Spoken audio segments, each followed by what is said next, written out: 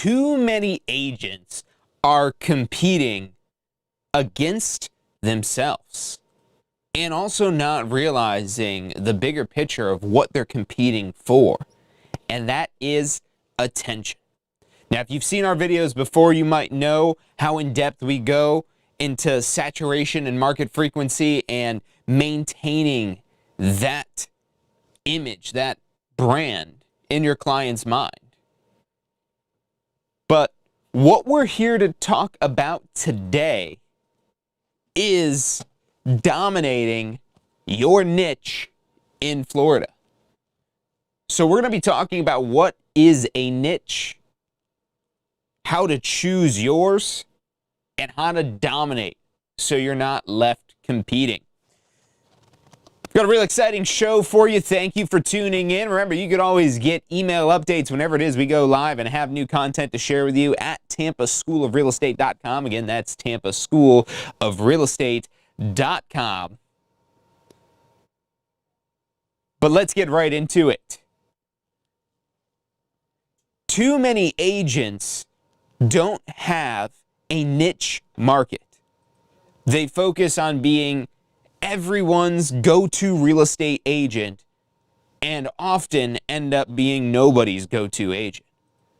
The reality is, without a niche,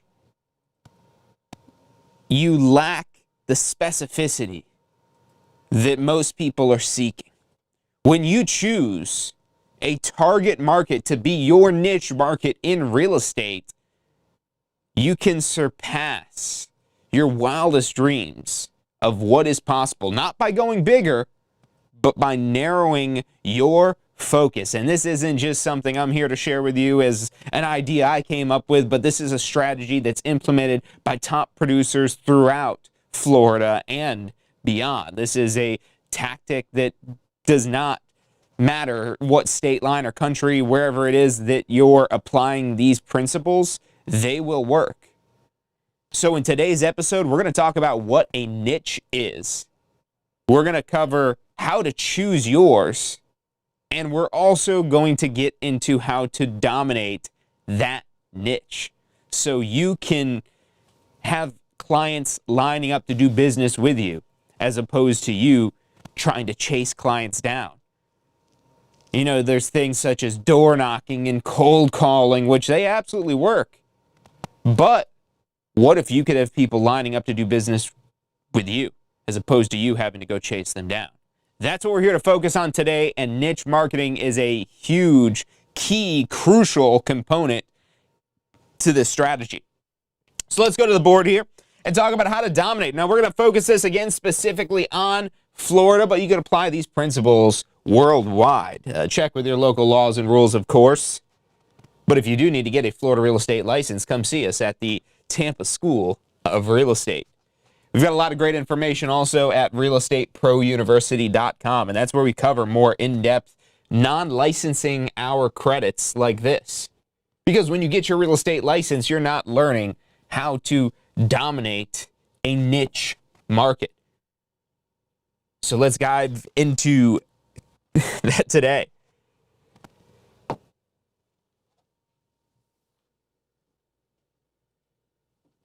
So in Florida, there's a lot of people with real estate licenses. Some people would argue too many, but when you look at the numbers, there's only a few 100,000, maybe 300,000 real estate licensees, and many of them aren't even actively practicing. They maybe only do it in a referral basis. But regardless, even if all 300,000 were actively practicing real estate, there's over 23 million people in Florida. And beyond the population, there's a need for not just residential real estate, but commercial real estate, industrial real estate, agricultural real estate.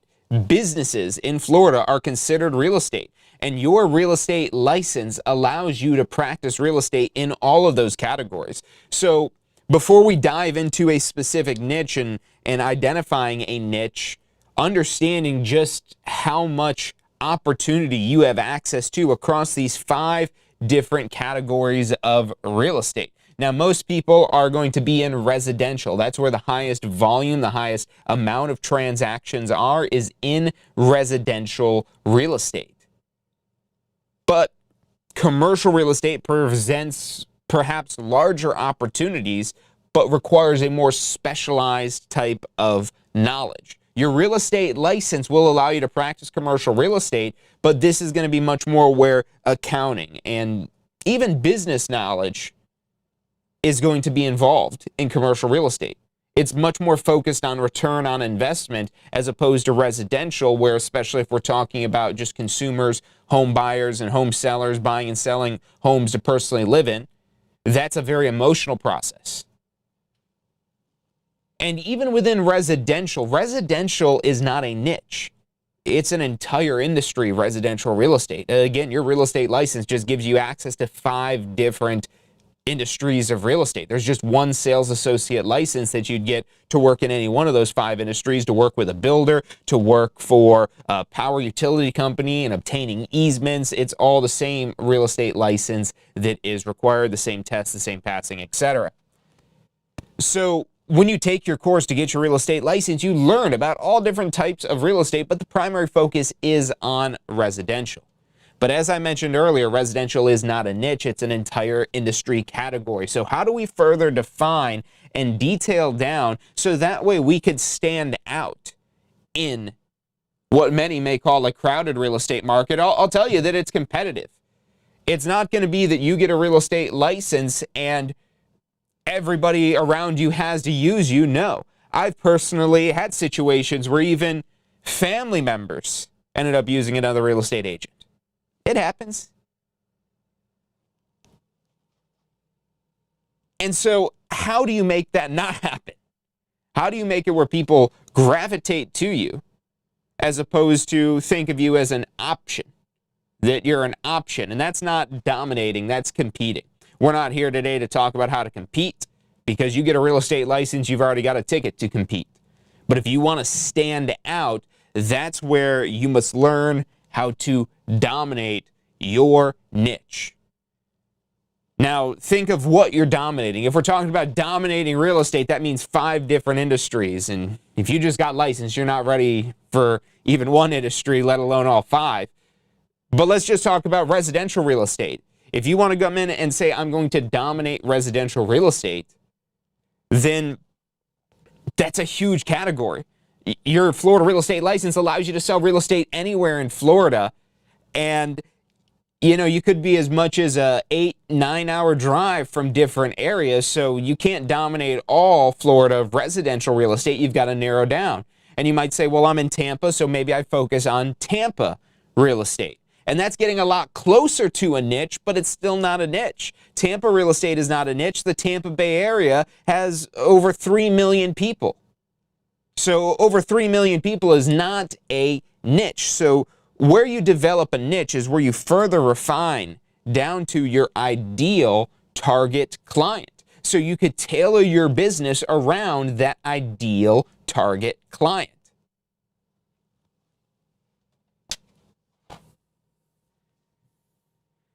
So right now we're broadcasting live in 2025. It's May 30th.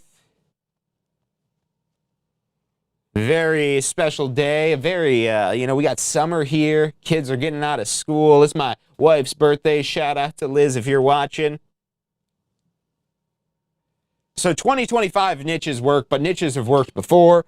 Niches will work in the future. Niches will always work. Because what it does is it helps you provide a specialized experience.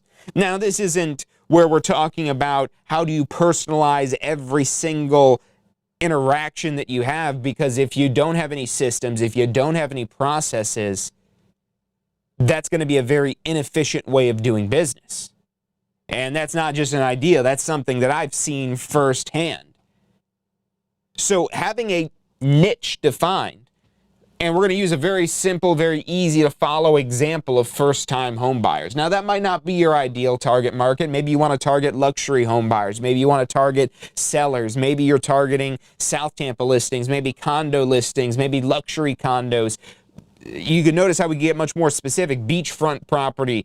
And when we talk about what goes beyond just identifying that niche, it's going to make a lot more sense as to maybe what niche you'd be most interested in working with. But again, to keep it simple, let's start with the first-time home buyer example. So they're the perfect example for this, really, because they need really the most guidance out of any potential client you could work for, which is maybe why a new agent shouldn't specialize right from the get-go of working with first-time home buyers, because you're choosing to work with the most complicated, difficult transactions typically, that are usually not big transactions because somebody's first home doesn't have a huge payday. But if you're getting into this to serve the first-time home buyer, you probably don't care how much money it is that you make. And maybe that is just where you're starting out on, or maybe you see it as a market that does need to be served. This is up to you. This is your business plan. You could create it and define it as you determine. If you don't get excited about the first-time home buyers, every time I say that, just replace it with luxury condos or whatever it is that does excite you. Waterfront real estate. Residential neighborhoods with great schools, great parks, great open spaces, quiet streets, whatever it may be. And so to really help you identify your niche so you could speak continuously beyond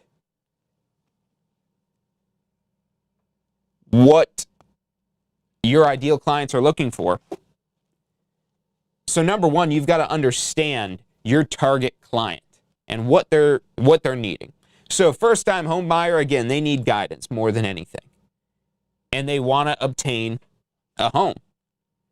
And there might be a lot of people in this market as we dive deeper into this here, and you can do this with any of the cross sections that you're looking at to identify as your target market,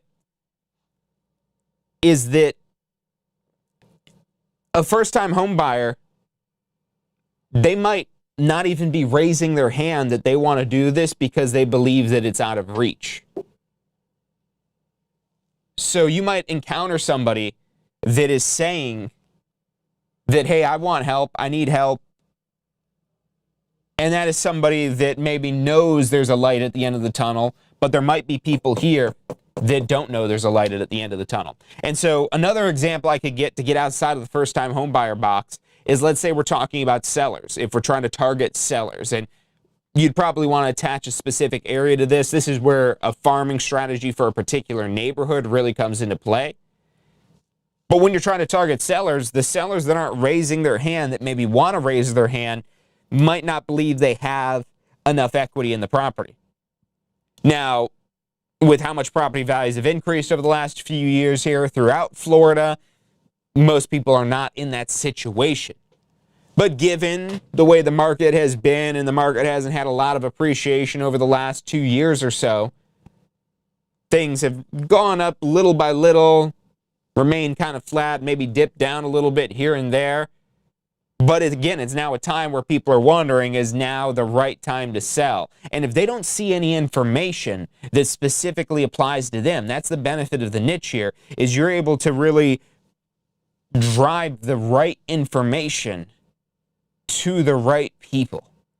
And now all of a sudden you're getting a much higher engagement rate from your messaging that you're putting out, because that messaging is speaking more specifically to a certain audience.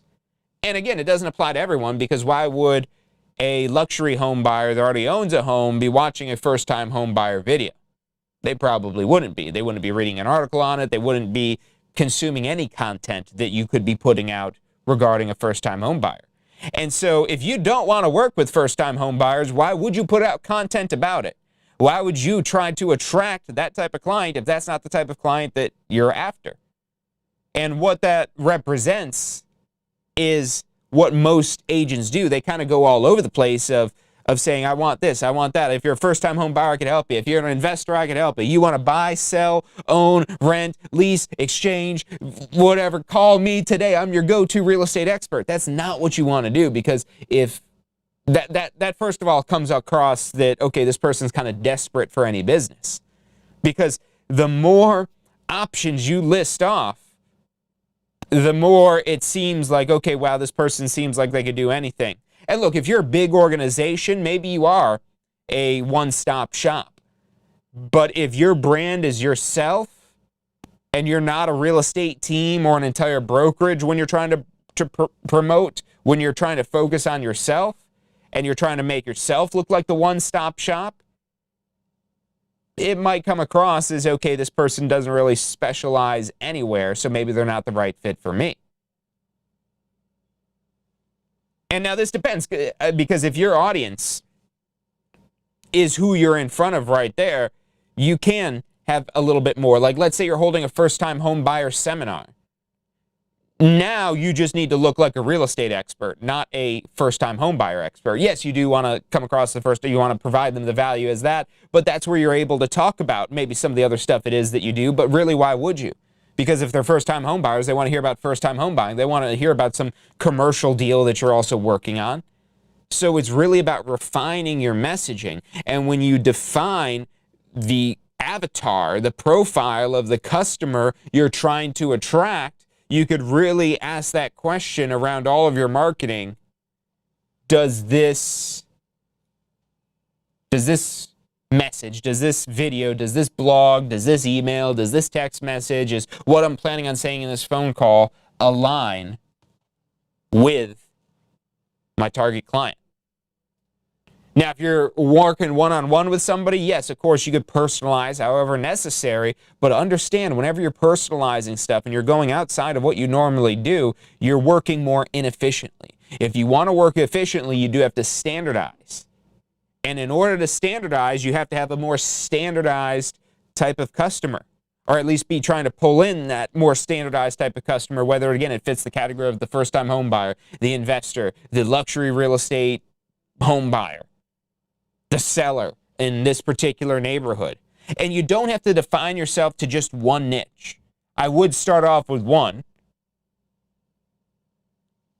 but maybe you've already got a farm area down, and you've got a consistent stream of sellers, and you're noticing that maybe a lot of these sellers are also buying investment properties. So maybe that's where you could spin off another niche, and because it could apply to your base of customers that you already have, maybe not all of them want to be investors, but maybe some of them also want to be investors. That's where you could also do that, but that might be where you need a team of more than just you as a single agent. Because when you start thinking bigger than yourself, when you start thinking of the team that you could build, the brokerage you could run if you want to open your own brokerage, that's just a license away if you have had your license for at least 2 years. You start out with a sales associate license, you have that active with a broker for at least 2 years in the last 5, and you could get a broker license. Just got to take a class and pass an exam, and it's only this much more difficult than your sales associate exam. So it's absolutely doable. Now, when you're promoting any sort of properties, ideally you want to tie anything you're doing promotional into your niche, because that's what's going to help expand your business faster, because it relates. And they see more content from you, and it still relates to them. Again, first-time home buyer. They keep seeing first-time home buyer, first-time home buyer, first-time home buyer, first-time home buyer. Now it all makes sense to them. But if one post, one video, one blog, whatever it is that you're doing is about being a first-time home buyer, and another one is about being an investor, and then there's another one about renting properties, and then there's also one about property management services, and then there's also one about commercial real estate, and there's also one about farm ranches, and there's also one about high-rise condos. Who is the target of this information? Who is going to go back? Which one of those one-off people, because you're probably not going to see any overlaps between all those random topics I was just listing out. And that's the point. If you don't have a clearly defined niche, it's going to seem like you're all over the place. And so if you're just starting out, what I would really recommend more than anything, especially because sellers, unless you've got strong reasoning otherwise, that why you wouldn't want to work with sellers, but sellers, you can, on average, do the deal in 1/3 of the time, 1/3 of the working time.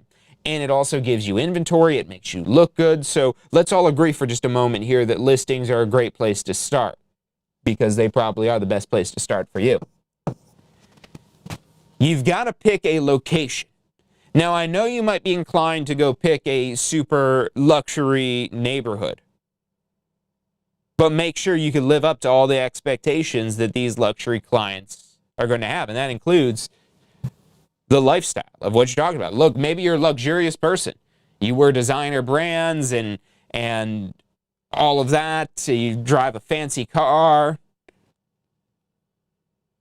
You might be able to tap into that. But if you're just starting out, you've got a Prius that has got rust on it and sometimes it doesn't start. You know, there's a little bit to be said about the impression that you're giving. And now, you don't need a fancy car to sell real estate. But if you want to sell, so for example, the Ritz-Carlton is one of the elite buildings here in Tampa, and there's multi-million-dollar condos in this building. You show up with a rusty Toyota Prius, your agent might not think that you're successful enough to handle this caliber of transaction.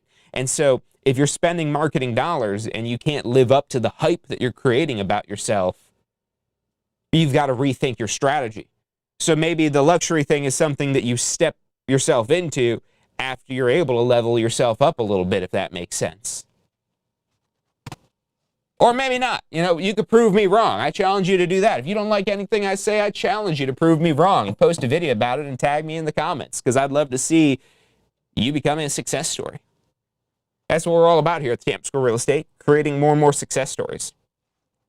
So you want areas, regardless of whether it's luxurious or a first-time starter type of property. The key word, though, is that it's got to be desirable or in demand. There has to be people wanting it, and that's probably the best thing that you could choose when you're starting to choose a farm area or a target market.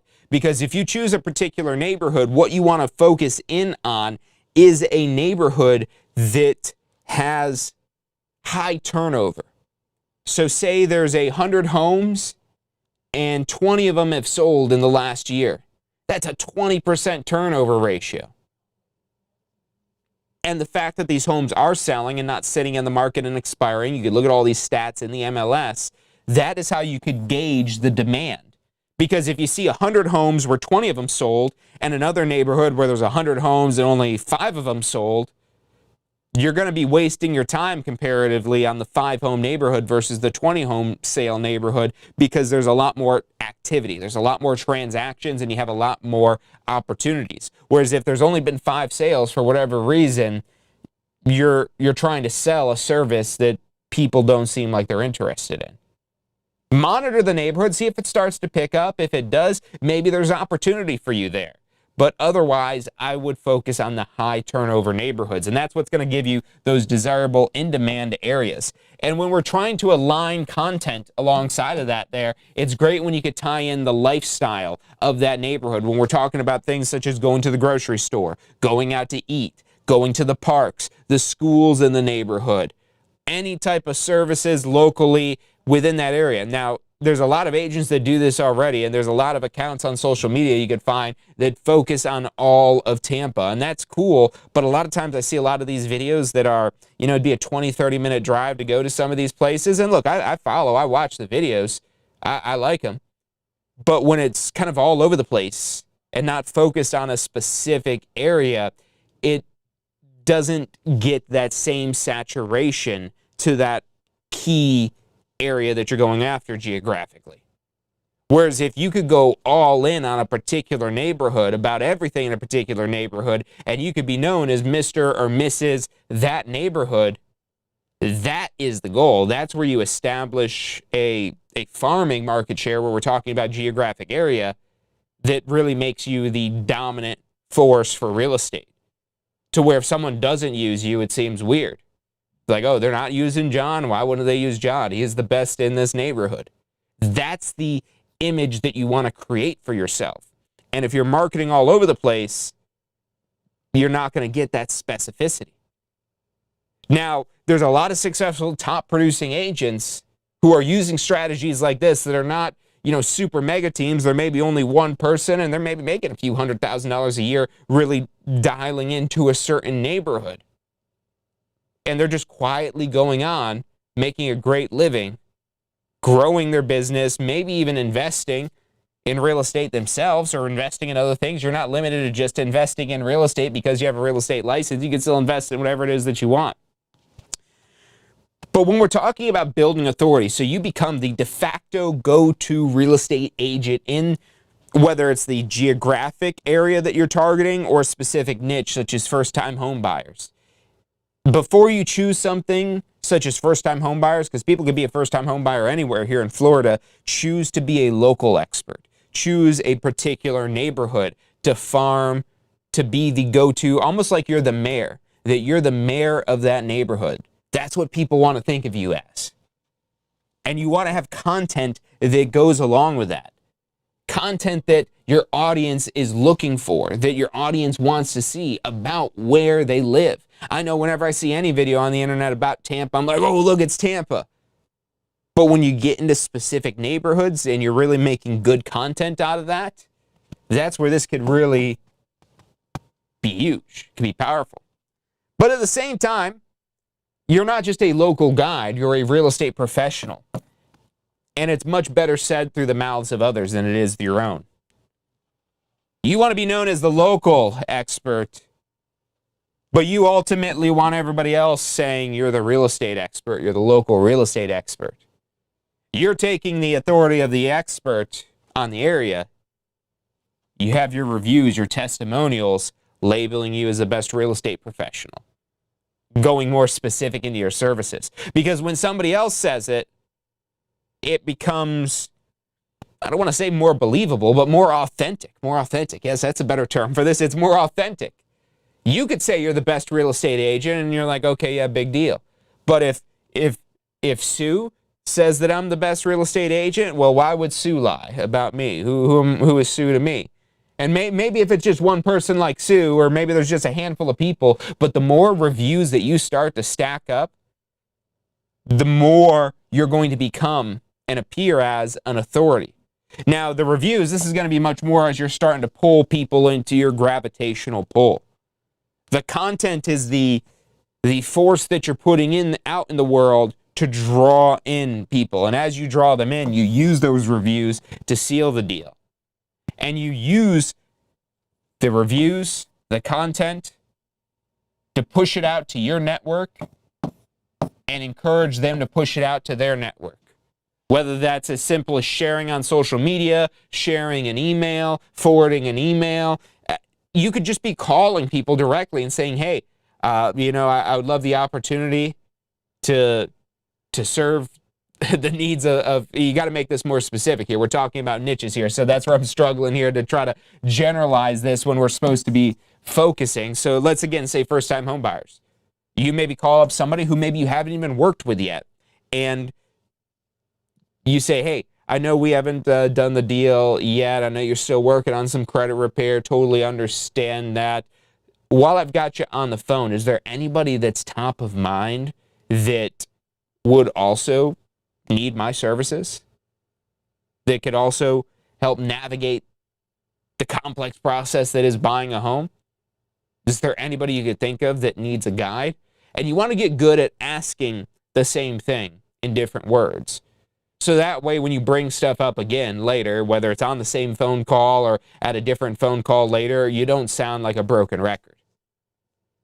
So understand the idea of what you want. You want to get referrals, and then just put it into normal, everyday conversational words with that person. And just have maybe some little things that you can practice, a whole handful, things that you could say in a camera, on video, to record yourself and hear how it sounds. Maybe record your phone calls, so that way you can listen to your phone calls and say, oh, wow, maybe I should smile a little bit more when I'm talking on the phone, so that way it comes across a little bit warmer. Because maybe when you're smiling and saying, hey, look, I know we haven't done anything yet, that's perfectly okay. I'm here for you as soon as you're ready. But while I have you on the phone, is there anybody you could think of that would need a real estate expert to guide them through the home buying process? Anybody you think of that is a first-time home buyer that would benefit from some of the information I have to share with them, that would benefit from a quick call? Who comes to mind when I say that?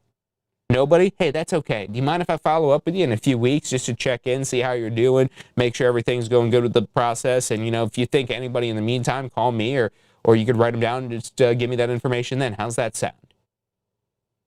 And again, you make this your own, you personalize it, but don't try to personalize it completely every single time. Don't go into the same scenario like you've never done it before. You don't have to read an exact script, but you want to have your plays that you're running. You want to have your sequences that you're using, the process that you're going through to make sure that you're being productive, to make sure that you're making the most out of the time that you're spending working. Now, as we talk about the internet, it's great if you're doing social media. That is huge, but you should also have a website. You should also have some sort of blog on that website, because that is how you will improve your search engine rankings. That is how you will give a destination for people to just simply Google or ask ChatGPT about. And when you have a home on the internet that's not just a social media profile, that could be your own custom design setup, funnel for generating leads, for providing content, for sharing stories of past clients. And this stuff doesn't have to be a dream anymore because of the power of AI. They've got AIs now that could build websites, and ChatGPT that can help you come up with all kinds of different plans and ideas and topics and all kinds of anything that you need written. You could have ChatGPT make it better or even write it completely for you. So, and not even just ChatGPT, there's so many different little AI softwares out there that could do all these little things that would formerly require either some sort of complex software that required some extensive learning curve to know how to use, or requiring some expert to be able to use that software, where now it's a much more exponential cost to say edit a video or add captions to something, or all the stuff that AI can do. But in order to really understand what AI can do for you, you have to understand what you're ultimately after. Think of yourself as a company, and what is your mission? What is your vision? And who does that mission and vision primarily apply to? Who is it ultimately designed for? Because that is who your entire business is designed for. And then when you develop a customer base, you could simply ask the question of, what can I do to provide further services to my base? Because those first-time home buyers won't be first-time home buyers forever, because once they own a home, they're no longer a first-time home buyer, and someday they're going to sell that home and probably step up into maybe a larger home, or maybe a better location, or whatever it is that they would prefer. Maybe they get relocated because of work and they're going to sell that home. Maybe they're going to become a landlord because they don't want to sell it, then they want to keep it and keep building equity and get some cash flow, whatever it may be. So your business can grow and morph beyond that initial niche. But when you're just starting out, and whether that's just starting out brand new to real estate, or you've never picked a specific niche to go after before, because I've met agents that have been working in real estate for decades that have always just been the go-to real estate agent. That could still work, but if you want to dominate rather than compete, you can't be the everything go-go gadget real estate professional. You pick your niche, and especially as a new agent, this really helps you focus what you need to know, what you need to understand, so that way you're not having to understand everything. Because if we talk about crossing over from residential into commercial real estate, that's a significant leap and bound from the basics that you're having to know and use in residential transactions. There's maybe some more specialized knowledge for any one of the niches that you're choosing, whether it's a specific geographic area, whether it is first-time home buyers, sellers, luxury, penthouse condo buyers.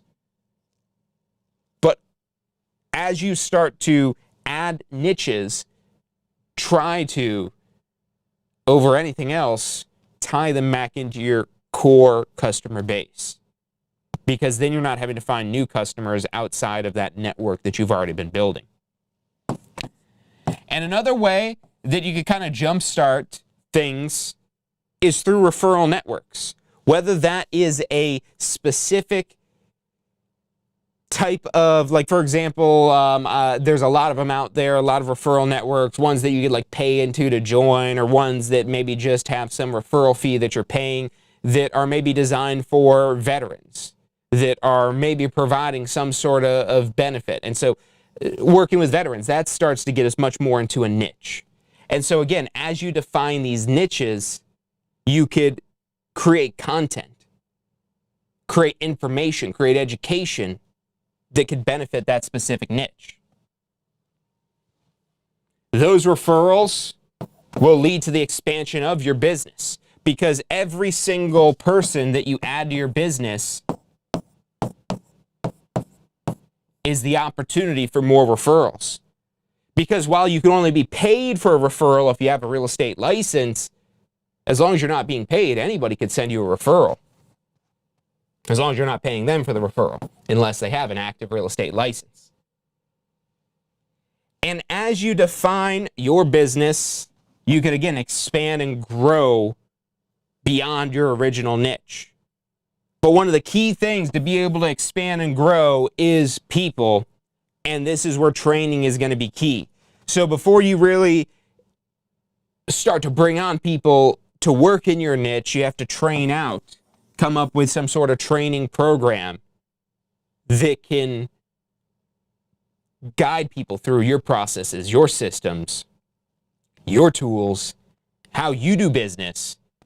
Because remember, we're not trying to customize and personalize every last thing, because that's going to be the most inefficient thing you could possibly do.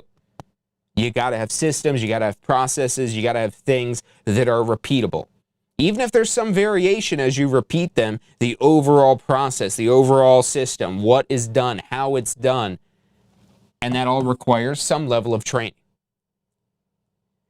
Now, if you're looking for a home for that training, we could set that up with Real Estate Pro University for your team, for your brokerage. We actually could create your own custom training portal to where you could load your training content right alongside the Real Estate Pro University and TSRE Plus content. So that would allow you to have a huge library of training and even FREC certified courses that are needed to get your license, post-licensing, continuing education. It's an all-access pass to all the video on-demand trainings, but also for sales, for marketing, for contracts.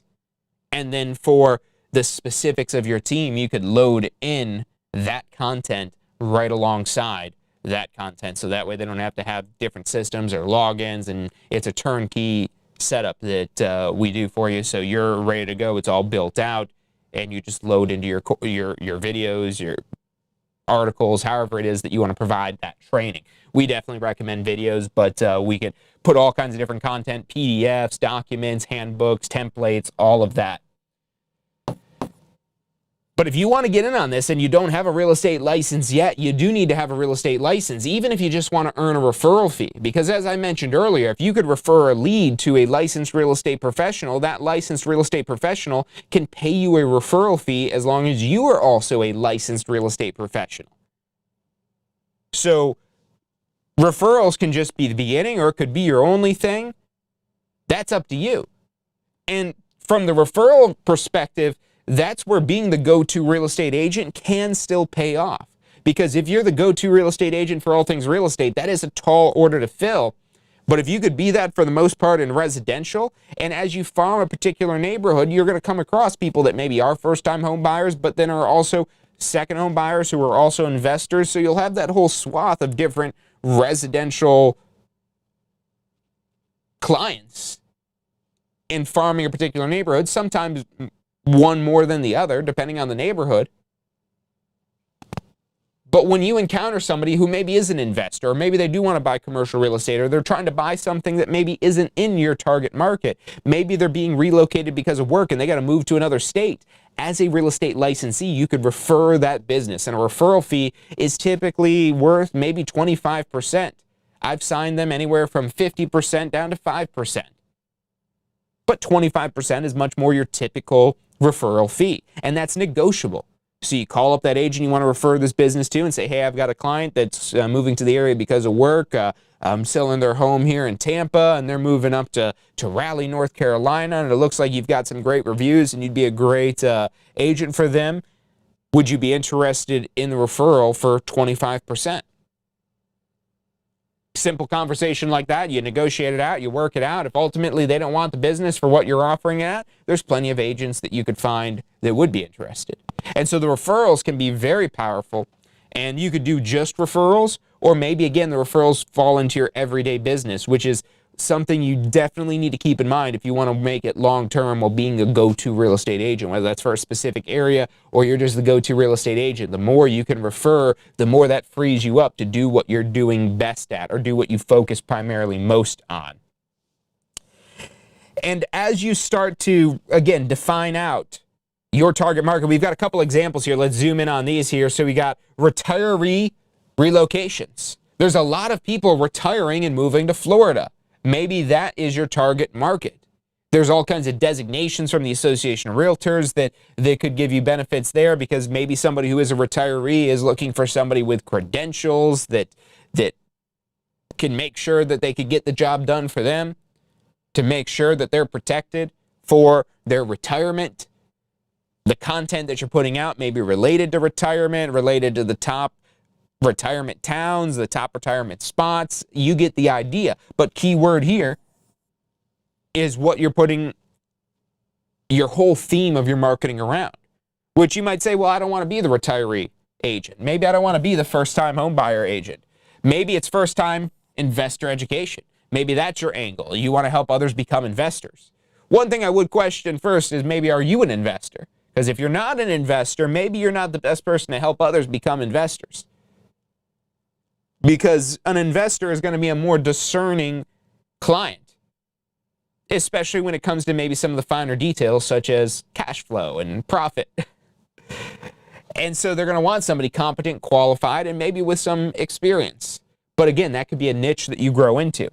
There could also be short-term rentals. Maybe you've done some Airbnb or Vrbo type of stuff before, so you could advise in that respect. And again, you don't have to choose just one niche, but understand that every niche that you choose almost has a different brand to it. But you could set up different websites. Maybe you have a website for first-time homebuyer investor education. Maybe you have a website for short-term rental advisors. Both of those could really tie in. Maybe retiree relocation, because maybe you also farm the Villages neighborhood. Maybe that's your neighborhood that you're targeting, that you're focusing on. Not familiar with the Villages? It's a huge neighborhood out in Central Florida. Definitely worth a Google. I'll leave it at that. Definitely worth a Google. The Villages, Florida. Google it and come back and tell me what you find. Drop a comment about what you found when you searched up the Villages, Florida. So final takeaway. If you're not yet doing a niche, you got to pick a niche. Choose a niche, choose a farm area, choose a particular neighborhood that you want to focus on, and start with that, because that's really easy to understand that, okay, if I lived here, where would I go to get groceries? Where would I go out to eat? Where would my kids go to school? What do the parks look like? These are all questions that home buyers for that neighborhood have that they're looking to get answered. And so maybe somebody stumbles across a home on Zillow that they like, but they're not sure about the neighborhood. So they go searching up for information on that neighborhood, and they stumble across you. And if you're out there providing information about the restaurants, about the food, and not just a one-stop, one-page, hey, look, I made a page about this neighborhood, and look, there's this page about this neighborhood, but I'm talking about multiple blog posts, multiple things they could click through to really, geek out and go deep on that particular neighborhood. That is a great place for a real estate agent to start as a local expert. I should have worn my local expert wristband today, because the local expert is ultimately the fastest way to become an authority in your market. Because if you become an authority on the area, well, the area is land, the area is real estate. So you're already an authority on real estate just by being an authority on lifestyle in that neighborhood. Maybe if you're targeting waterfront homes, you're putting out content about beachfront living, showcasing different properties, but also, again, the places to eat, the places to go, the best beaches, the best place to get a tan, the best place to do all these things that you'd be doing at the beach, the best place to see the Sandcastle Festival or whatever that you're tying into that. If you have any questions about getting your real estate license, about the content that you could find in TSRE Plus, Call us up at 813-333-2676, or you can sign up right online at tsre.us/plus. Whether you need to get your real estate license, complete your renewals, this allows you access to either our entire catalog of video-on-demand programs or a select program. So you can find out more about that at tsre.us/plus, or just give us a call at 813-333-2676, 24/7. Call us up and speak with an advisor confidentially to go over starting your real estate career, expanding your real estate career, getting a real estate brokerage, expanding your real estate brokerage. We want to help you achieve your real estate dreams, to build your real estate empire. So if you could become our next success story, we'd be thrilled to make that happen. 813-333-2676. And one final thing before we wrap up for today, and that is the biggest, the best, the only, the exclusive Florida Real Estate Career Fair presented by TSRE. And the next event is happening on June 7th in Lakeland.